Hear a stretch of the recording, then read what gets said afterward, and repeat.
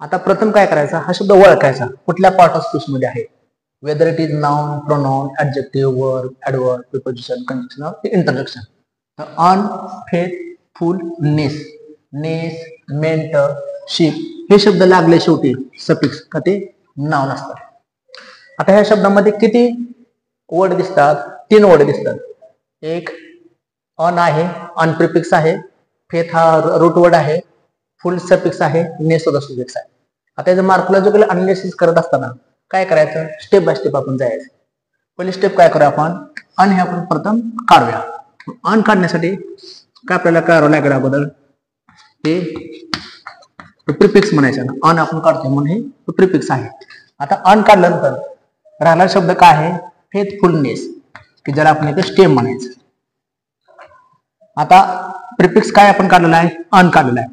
आता अन हे कुठल्या साईडला येतं, तर अगोदर साईडला, त्यानंतर वर्ड इकडे असतो म्हणून इकडं डॅश डॅश.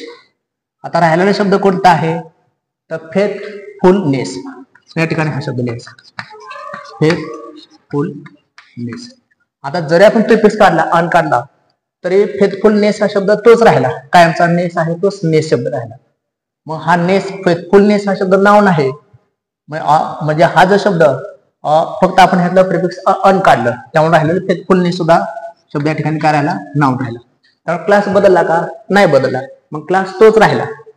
त्या ठिकाणी आपण काय शब्द लिहायचा, क्लास मेंटेनिंग डेरिव्हेशनल प्रिफिक्स. प्रिफिक्स मुळे क्लास तो राहिला.